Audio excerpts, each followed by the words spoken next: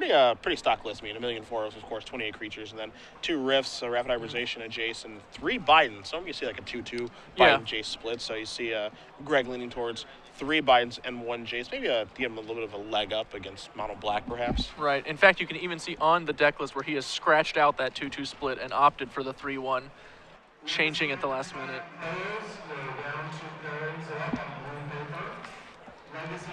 Now, Vidi's deck is kind of interesting, the white-black aggro deck. Again, this is the deck that you mentioned that Luis Scott Vargas is the person you've seen playing it. Yeah, I bumped into him on Moto myself a few times now. Yeah, I mean, this is like the kind of like Lundqvist's Boros deck. I mean, it's base white, splash red, or splash black, excuse me. But, you know, it's got the 12-1 drops, and, you know, this version has Zathra Necromancer. He's got access to Orso Charm, but really this is a Brave the Elements deck. Yeah. He has a little bit of additional durability. He can't have the Boros Charm for indestructibility against Supreme Verdict, so that's where Zathra Necromancer comes in. But he's also cut down on some of the elements. We know Ben is running like 4 Ajanis, I believe, in this event, whereas this particular list has a singleton Ajani in the main deck and a singleton Spear of Heliod.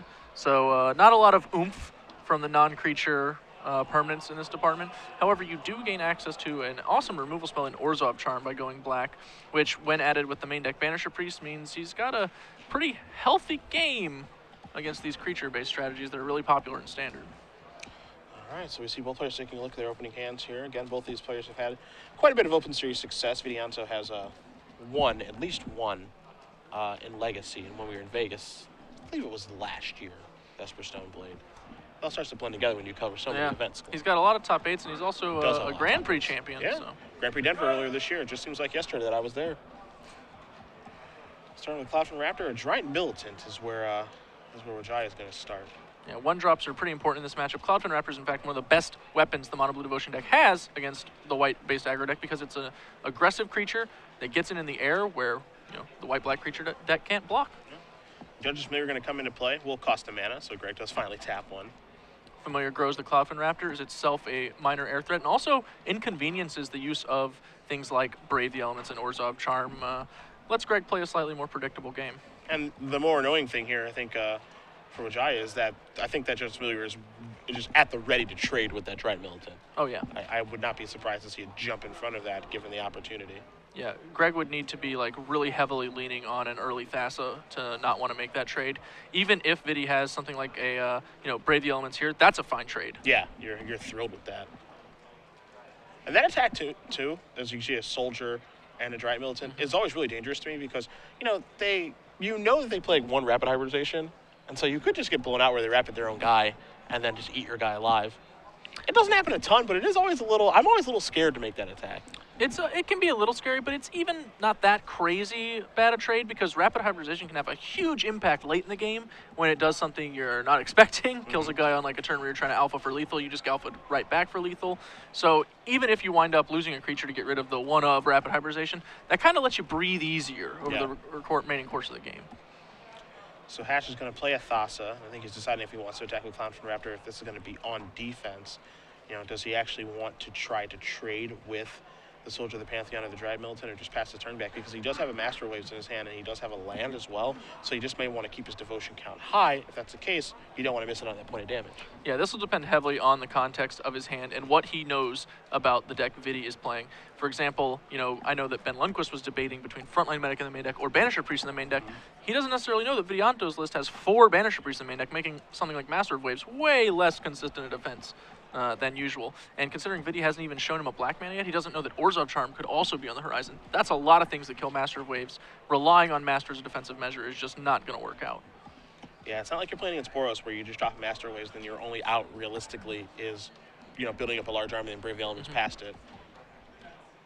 But if Greg's going to hold back the Cloudfin Raptor, that means that yes, I am prepared to trade with you. Vidianto is no doubt just wishing he'd had that Soldier on turn 1 in the first place. Yeah, of course. To try and start getting in damage, make the Judges Familiar not an issue. So there's a Mutavault, now here's a Spirit Heliod, so no trade is going to happen now. And so Greg's actually going to end up taking 6 on the face, going down to 14. Yeah, Greg no doubt kicking himself a little here. Yeah, you do miss a point of damage for that, so. Hatch will untap, Thassa trigger. Don't want to miss that one. He's going to take a look at his hand, consult, bottoms up, that goes. Seemed like that was a pretty easy decision. Yeah, take a draw step. Frostburn Weird, not a bad draw here at all. No, it does not hold off that Soldier of the Pantheon, but since it can block the Dryad Militant, that's basically all the same. And it supercharges up the Master of Waves we've already been discussing, and adds 2 blue mana symbols for Thassa, which he needs to turn on pronto. Yeah, also lets that Cloudfin Raptor evolve too, so that can actually, the Cloudfin Raptor would actually be able to trade with the Soldier of the Pantheon. It really does it all. Yeah, I think Frostburn is actually a great draw here. A little surprised to see him not deploy that, but here's Master of Waves, which also does a few things, one of which will evolve that Cloudfin Raptor. Yeah, the Master of Waves does force Vidi to have something here. Otherwise, the elemental tokens can just trade off with Vidi's army when they attack. So Greg is hoping either he gets a turn of reprieve and can start attacking, or can actually do some trades. Yeah, we should have 3 elemental tokens out there, not 2. So we will get that corrected. And there's our 3rd one. All right, perfect. Vidianto does have the Banisher Priest. Reveals his Black Splash with Temple of Silence there. Going to play the Temple before attacking. Wants to make sure he has good information before he makes an attack here. Banisher Priest, in theory, eats that Master of Waves alive, and then your Cloudfin Raptor can trade with either one of these things. And I think that you actually do have to trade Cloudfin Raptor with something here. Yeah, he does have his Aether Necromancer in his hand, so he might be, kind of just leery of making the trade now. Yeah. But yeah, he's going to go for it, and Greg's going to want to block the Soldier, but I'm pretty sure that's just what he would be doing anyway. It's the better of the 2 creatures. Yeah. By a country mile. If we didn't attack with the Raptor, I think that we just have to be making this block. It's going to be very difficult to justify not doing it. Yeah, I just don't think, in a deck where you're playing against Brave the Elements, I don't think you can afford to just take 6 points of damage, leave yourself dead to just a Brave the Elements off the top of the deck. You're in bad shape either way, but I think you have to block something at this point. Yeah, I agree. And blocking the Soldier means that the Frostburn Weird he's about to play is actually like a reasonable creature. Yeah. Otherwise, he could just still get beat to death by the Soldier. So he's trying to figure out exactly where he's going to block. And he is going to block here. It's a tough play, but you got to make it. Yeah. I mean, he can't not block at this point. So Hash is going to untap. He'll take a draw step. Oh, excuse me, he'll scry first. He has drawn his Bident, which is not one of the better cards in the matchup. Yeah, 3 of those in his deck. And again, he's by playing 3 of those, I mean, you're basically saying I'm gearing my deck more towards beating Mono Black Devotion and control decks as opposed to aggressor strategies. And that's where this hurts because, well, Jace isn't great in this particular situation. Jace is great against this deck. Yeah, Jace is actually probably one of, if not the best cards in the matchup. I think you really want like a Cloudfin Raptor curve that ends with Jace up top, and then you just race your opponent to death. Yeah. That's one of the best ways to beat a Brave the Elements. Frostburn Weird and Mutavault show up here for Hatch as he passes the turn back again. We know the last card, is that Bident of Thassa. So Wijaya is going to draw his card. One of the things I like the most about Spear of Heliod out of these white-based aggressive decks is its power level alongside Mutavault, specifically against other Mutavaults. It gets really, really awkward when your Mutavault's a 3/3 and theirs is a 2/2. Makes blocking very difficult, especially considering the other options available. Yeah, I mentioned this with Patrick. It's just really frustrating where, typical white aggressive decks, they always have access to a Crusade effect, be it a creature like a Wizensen, be it Honor of the Pure or Glorious Anthem, what have you. We even saw Johnny Goldmane, and now, there is one, but you can only play one of them, realistically. Maybe 2, but you certainly can't play more than that. But the first Crusade effect is so good. Yeah, Spear of Heliod is certainly one of the more powerful Crusades that we've seen in a long time.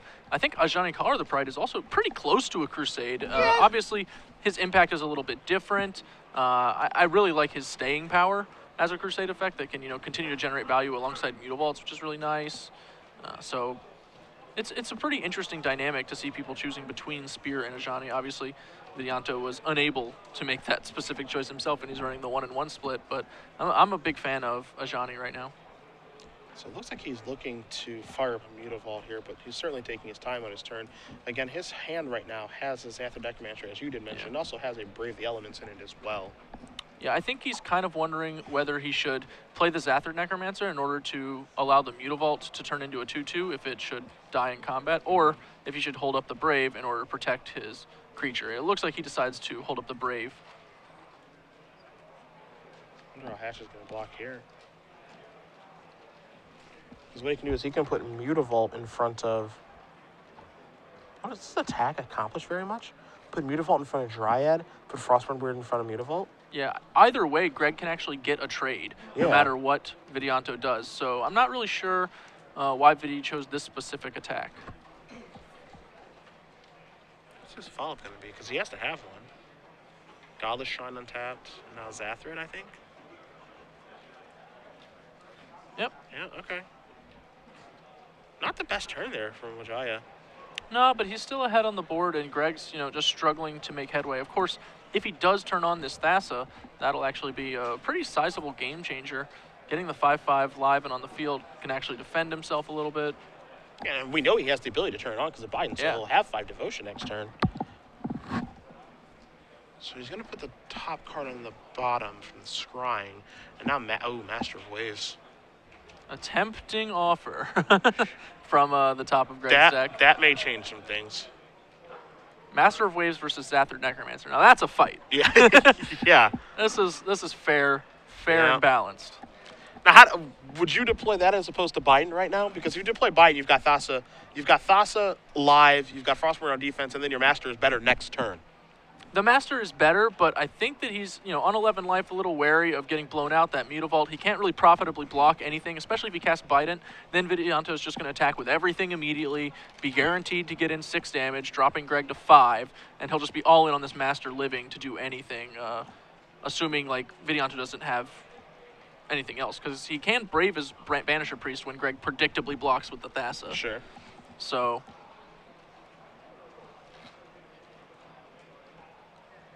Master of Waves is the option that Hatch decided to go with here. And now he's got a huge board, and this game has changed dramatically. And I think right now, again, we know he has Brave the Elements hand. I think he drew a land for the turn. Now, among those beautiful lands that he has on his side of the table, don't forget there is a Mutavault down there, which is a human for Zathrid Necromancer, so that is important.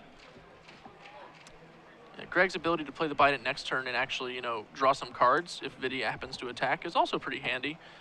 He has a sizable number of creatures right now. Yeah, I'd actually be interested to see how he does go about attacking on his turn. If he just slams Biden and then decides how he wants to attack, maybe it's an attack with, just Thassa. Is Wijaya willing to take that? He's got some real decisions to make. Yeah, I don't think Vidianto can attack, and Vidianto comes to the same conclusion. Yeah.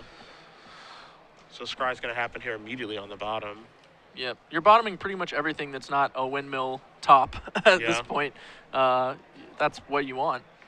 So now here comes Biden. And it's interesting because when we talk about Biden, we look at Biden as, this devotion enabler and the fact that it can draw cards. But the activated ability on this card in this particular game state is going to get very real.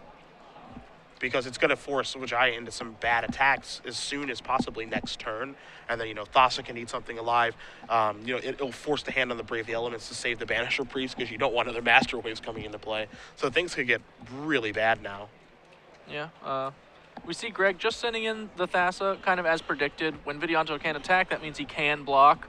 And the only creature that will survive the Spear's activated ability is Thassa herself. So it makes total sense, and Vidianto predictably declines to chump with anything, as it would just be bad value. Hatch going to play an island for the turn, so now he's got access to at least one activation there on the Frostburn Weird. Yeah, note that he held that island until after he attacked. Off chance he draws a Mutavault. Might want to have that active to attack next turn. No reason to go ahead and drop your land before you get that extra card. Looks like Vidianto drew an Imposing Sovereign. Probably really wishes he'd had that a couple turns ago. Yeah. It's very, the Imposing Sovereign is such a weird, weird's the wrong word, interesting card to me, because because the power level of that card varies so much from just wow, this is insane, you can't possibly win, to I drew it on turn 7, this doesn't do anything. Yeah, turn 2, the Blade, turn 4, getting pretty mediocre. Yeah. Turn 6, stone blank. Yeah. As it has shown up much late this game. To be fair, the card that it is normally subbed out for, especially by Ben Lundquist, is Azorius Arrestor, and I don't think that would be much better in this situation either, so they would just be 2/1s, but, that is a card that which I would have liked to have a couple turns ago. And now you see Hatch is going to do some blocking here. It looks like Vidi is making his attack to kind of whittle down the forces. Yeah, he knows that he can't just sit against this army and a Bident. Greg will very easily begin to pull ahead. So he decides to just try and trade some guys off, make some tokens. Hopefully he can force trades again next turn with the exact same attack. So he's going to go ahead and just lose these 2 guys to trade with an elemental token each, get a zombie, and try to fight back against the Master of Waves that way. All right, so a bunch of stuff is going to die. He's going to get some zombies momentarily, 2 of them. Don't forget, those zombies, when they die, they come into play tapped. They do, so that means Vidianto is open for business.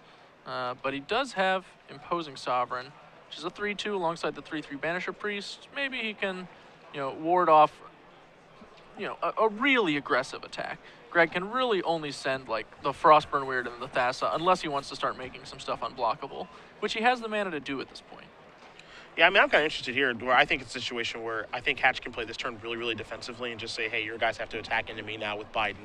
Yeah. And just really kind of ruin his combat and force the hand on Brave the Elements, which is the card that Wijaya needs to actually get himself out of this situation. I think he just drew, if he just drew a Cyclonic Rift, then he's really got like the full wrap on this situation too. Because there's not really anything that he could draw that will change how awesome Greg's combat step becomes. All right, so we go unblockable with Thassa. Draw a card. Did we need to make that unblockable? I think I may have misread that Rift. Yep, looks like he has Weird Judge's Familiar and drew a Tidebinder Mage. Okay.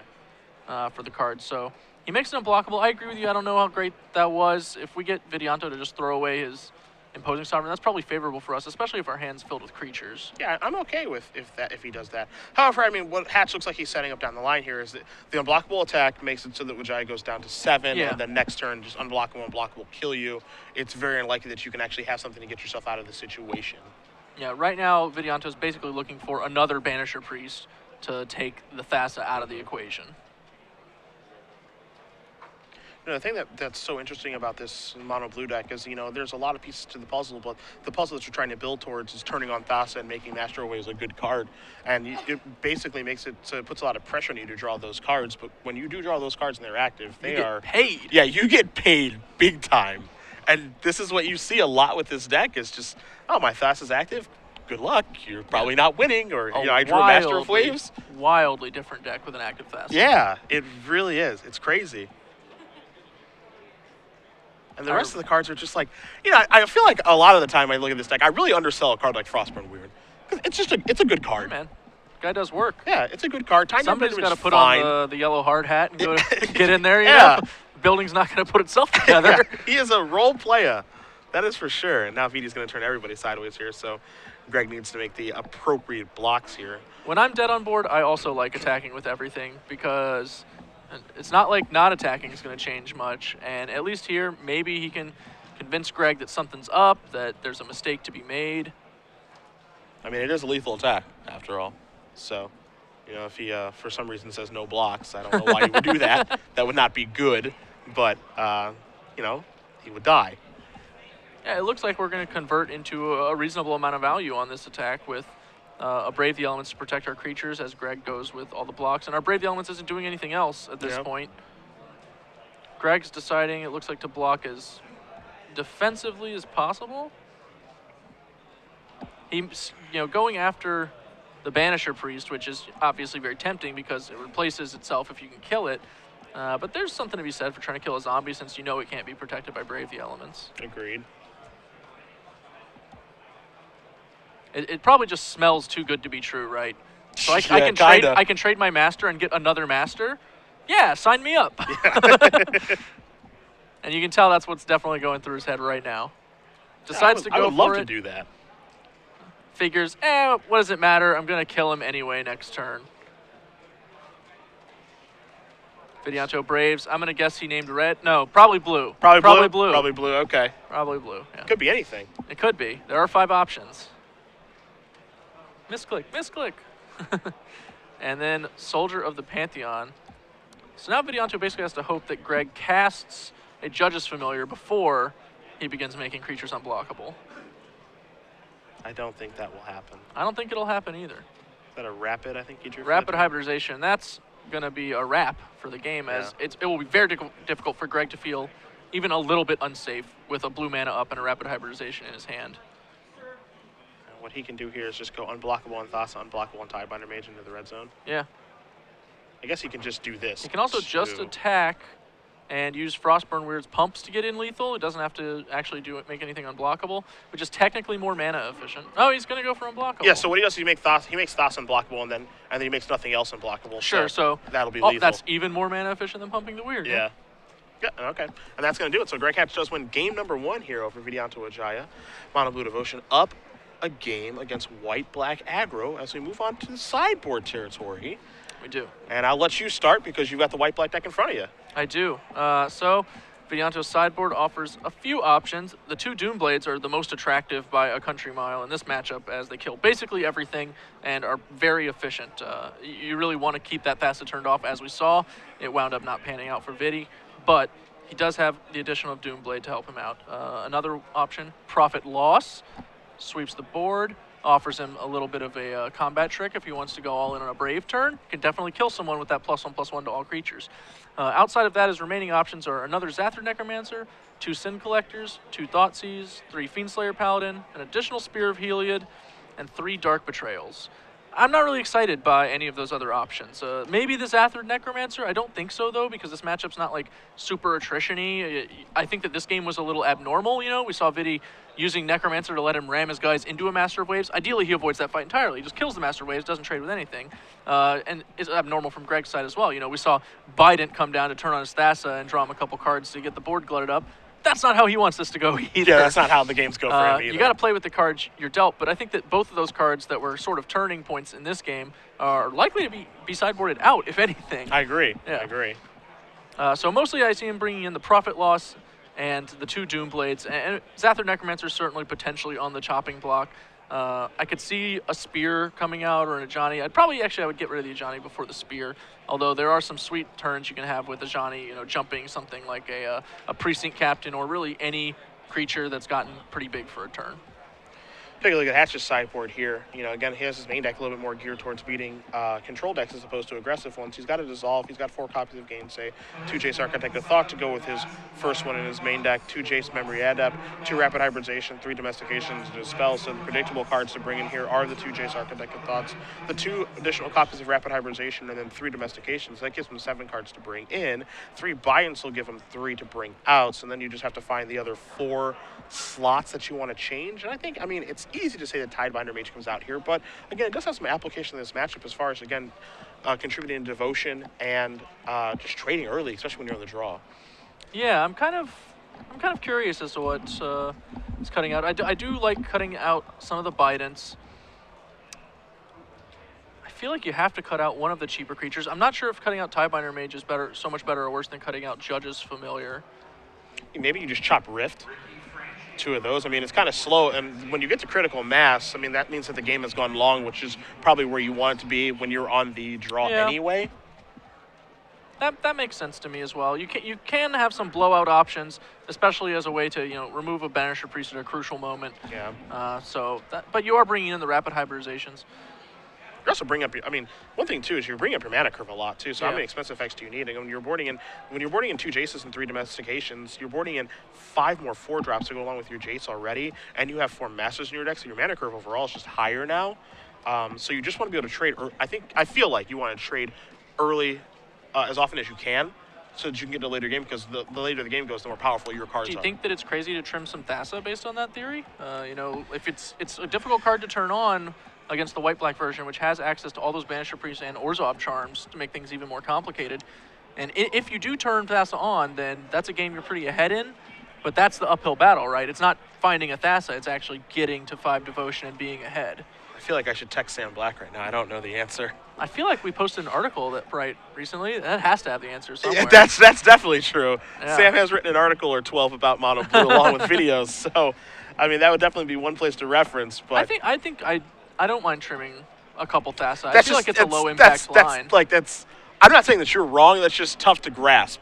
Where you're like you're trimming probably like the best card in your deck and the reason that your deck exists. Now, I mean, there are no was it sacred goats or sacred cows? What do people say? Yeah. Sacred whatever. There are no sacred cows. Yeah. That's right. So I mean, you can certainly sideboard it out. It's just something that's difficult to grasp. I'm also kind of curious, you know, Greg didn't see Orzhov Charm, so maybe he doesn't necessarily know that Vidianto has access to that option.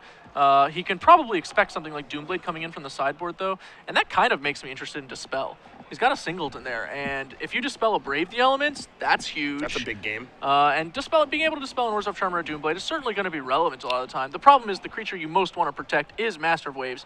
Waiting until you have 5 mana to cast one is not going to really be ideal. Yeah. But the option of eventually being able to Dispel one of those important instants could definitely be worth bringing in. Don't forget about Profit Loss either.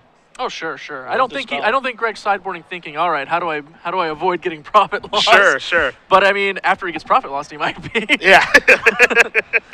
That has a habit of changing a man. That's a good one from the sideboard. I like a one of Dispel. We haven't seen much Dispel action recently. I mean, we saw it obviously last standard season with all the Fantastic Revelation card. decks. It's Fantastic. so good. Don't see it as much in the older formats now that we've got Swan Song around. Hey, Twin and Modern. They're still. I'm pretty sure they're still jamming Dispel instead of Swan Song. Am I right or wrong about that? I think they play Swan Song now, think so? personally, Okay. but I'm not 100%. I think they play a mix, Okay. actually, but I know that Swan Song has definitely made it into those decks for sure. I guess Swan Song is. You don't really have to be too worried about 2/2 birds. When you're Yeah, that's dealing what I'm thinking right now. Infinity fairy Yeah, damage. I'm just thinking. Yeah, is there any reason for them not to play Swan Song? Like, obviously there is because it gives you 2/2, and there are situations where you're racing them and things like that. But I mean, a lot of those decks are boarding Pyroclasm in anyway, so they've actually got ways to yeah, sweep it up. that's true. I like that card. Swan Song? Yeah, Yeah, fantastic card. I like that card. I like a lot. Pyroclasm more, but Well, I mean, I play Tron, so do I. Trust me. Pyroclasm is one of the best cards in my deck, which I don't know if that means that my deck is good or bad, but that just means I like Pyroclasm a lot. That's all. it's certainly one of the best cards in the deck I've been playing recently, the Primeval Titan deck I posted up for SCG just this week. Yeah. That deck's a delight. It is. Beats Karns all day, too. Oh, man, does it. I mean, I play mine on turn 3 every game, so That's when I play my Hasted Primeval Titans. we'll see about that. You know, I've attacked a Karn to death with a Slayer Stronghold of Azusa more times than I can count. It's so glorious every time. I can't imagine this has ever happened. Oh, it's happened. I screenshotted this to you once. I know that I did. As we are underway here. Vidianto with his perfect 2-drop Precinct Captain. Best one ever. Greg with his perfect 2-drop Frostburn Weird. Better one. Already roadblocked. Vidianto Yeah, get that out of here. gets it out of there with a Banisher Priest, burns it early, but gets in for 2, creates a token. A lot of board. Banisher Priest is it's really good right now. I mean, it's just phenomenal in this matchup. Yeah, and this, we came from a format where Fiend Hunter was an all-star, and this one is just continued the legacy, right? Yeah. Like, Just a great card. Now here's another Frostborn Weird. So roadblock here again. But again, this is part of the reason I like VD's deck a lot is because, with Boros, Frostborn Weird is just like a true roadblock unless you don't have Banisher Priest. But he's got access to black removal spells. He's got Orzhov Charm. He has all these ways to actually be able to push through this. He's got a Doomblade in his hand right now. And I think that this is worth Doomblading and just keep attacking after he resolves his Scry. yeah, he's definitely going to Doomblade it. However, I think that leaves him with just lands in hand. He did top his card from Temple, so that's a good thing. Does Greg have a Rapid here? Oh, man, if he does have a Rapid, That is good. That is good. that's a big game. Yeah. Greg gets a 3/3, holds off Vidi's attack. That was really big.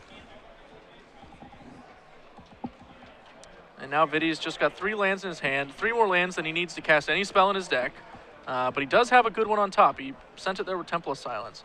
It's possible he probably should have waited on the Temple maybe until after Doomblading to see what was up. Maybe that changes. We'll have to see what that card is before we know if that's possible. If it's something like an Ajani or a Spear, it probably would never have mattered. It's a Precinct Captain. That certainly matters. Yeah, I think we would have bottomed a Precinct Captain if we had known we were going to have a 3/3 standing in our way at the end of that Doomblade turn. So now this Temple immediately puts something on the bottom. Precinct Captain's going to come into play. He's got to pass the turn back to Hatch because he can't get through. And now Nightveil Spectre can actually do some things. Obviously, with Nightveil Spectre being in play, that's actually kind of interesting, right? Oh, yeah, that's a will they, won't they on Temple. Yeah, that's actually really interesting because if he just leaves a brick on top, it's like, I dare you to attack. And if he does, then you might be able to get in some points of damage there. So either way, it looks like Nightveil Spectre was going to come into the red zone as Hatch does attack here. I think he's looking for a land. Turns over a profit loss. The one of profit loss. That's as cards to turn over with a Nightveil Spectre. That's not so bad for Vidi because Greg, now has to play with the knowledge of that card's existence, which is a pretty messed up card to have to play around. You think he plays around further ones? I think that he at least will have to assume it could happen in a later game if they play another one. And that in and of itself is an edge to Vidi because he only has one. It's not that likely for him to have found it. But in this game, it can only be a positive. Like, Greg's very unlikely to just assume Vidi only has one unless he knows Vidi's exact deck list. Yeah. I think Vidi just drew another Precinct Captain, I believe. You see him sliding his creatures over. Yep. Yeah, there's another one.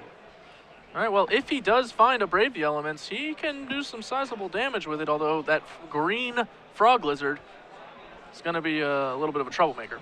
See, Hatch drew a Cyclonic Rift for the turn. He has a Domestication in his hand. Right now, the one thing that Greg needs that might just put the end on this game is a 4th land. And so I think he's going to attack with Nightveil Spectre here to try to find one. Justice Familiar also feeling a touch frisky.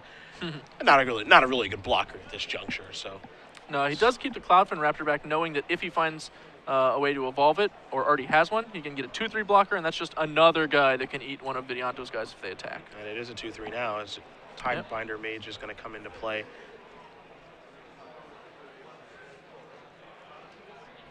Vidianto draws a Boros Elite. He'll play it in ship turn. He just really has to keep waiting until he can do something. I've been in this situation before when you're playing the Boros deck. It's kind of the exact same situation right now that Vidi's in, of just like, all right, like I really can't do anything, and I just need to draw Brave the Elements, but I also need to build like a critical mass of guys and maybe draw running Brave the Elements to be able to win the game, especially when he doesn't have Profit Loss to draw to anymore either, which can actually play a makeshift Brave the Elements. In this situation, Profit Loss would probably have been significantly better than a Brave the Elements. In fact, it would have allowed him to attack, and it would have allowed him to salvage all of his creatures in combat. And the other thing, too, that you could probably bet on is that Hatch wouldn't have played around Profit Loss. Right. So it would have arguably been better than Brave the Elements, as you mentioned. So really it all comes down to that Temple of Silence scry. That's really the moral of the story. Yeah. We should have played chicken with him. That would have been awesome. I dare you to attack. What do we find? Soldier of the Pantheon. I mean, if you're Vidi, even though like things are looking really bad for you, and now Hatch is tapping that, I think, for Master of Waves, so things are looking worse for you. Okay, he's going to Domesticate instead. He's going to take Banisher Priest. Things are looking really bad for you, but, you know, he's turning over non-Brave the Elements cards. Taking a Banisher Priest is a savvy line here because it gives Greg another line of protection against Brave the Elements. It's a non-blue blocker. And also, if Vidi ever attacks into it, then Greg will just get back his Frostburn Weird. He'll be able to trade that Banisher Priest, you know, as easily as anything else. Doomblade off the top here for Vidi, which is a pretty mediocre draw right now. I mean, yes, it's going to take care of the Master of Waves problem that may come, but the problem isn't Master of Waves right now. The problem is Nightveil Spectre. Generating all that value. Nightveil Spectre, heck of a card. No one saw this coming when Return to Ravnica first hit those shelves. Nightveil Spectre, all-star. Card's great. I feel like after Pro Tour Dragon's Maze, we should have seen it coming, right? That was sort of a coming out party for that card in block format, where it was all the rage and the Esper sideboards. Yeah, I mean, that's really the only spot that people actually saw it. That's part of the reason I played it in Seattle on my Esper sideboard. Matt Costa told me, he's like, well, it was great when I was playing Esper at the Pro Tour, or when I was testing Esper at the sideboard. So it's just like, wow, I'm just really surprised that this card hasn't been picked up on more, and now it's just blown up like wildfire. Looks like Doomblade took down that Frog Lizard, and does that mean Vidianto is considering an attack? So you get Precinct Captain runs into a Cloudfin Raptor, but the other two are either going to connect or eat creatures. I think that Greg's fine with that. He'll probably throw away the Banisher Priest on one of the Precinct Captains to reclaim his Frostburn Weird and prevent Vidianto from getting a token. And then the Tidebinder Mage will go on the Soldier, and then he'll just take 5. That's my guess. Greg might be playing around some other options. As we mentioned, he does have to concern himself with the potential profit loss, but considering how Vidianto led with the Doomblade, I think he can probably safely assume that that's not in the stars.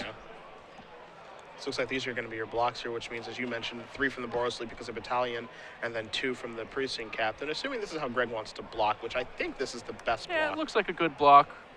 You take a little bit more damage, but you most economically deal with Vidianto's board, and you make future Boros Elite attacks even more costly because Vidianto will have to keep involving the most valuable creatures, not just have like a few soldier tokens he can throw away to make a 3/3. You see, Greg doesn't forget the Evolve when the Frostborn Weird comes back from the Banisher Priest too. Important. But now Vidianto is himself under a fair bit of pressure. He's on sort of a bit close to a 2-turner, basically, depending on how aggressive Greg wants to attack. And he has another Mind Control in his hand, the Domestication, so he can be pretty aggressive. And not get punished for it at all. There is, however, only one untapped creature to steal, and that's a Soldier token, the worst of the lot. Another thing to remember, too, is that you see over there the cards that Hatch has removed with Nightveil Spectre. Among them, we've mentioned many times, is Profit Loss, but that is a card that if he does hit the necessary land to actually be able to cast that, can make this game be a lot shorter than it seems.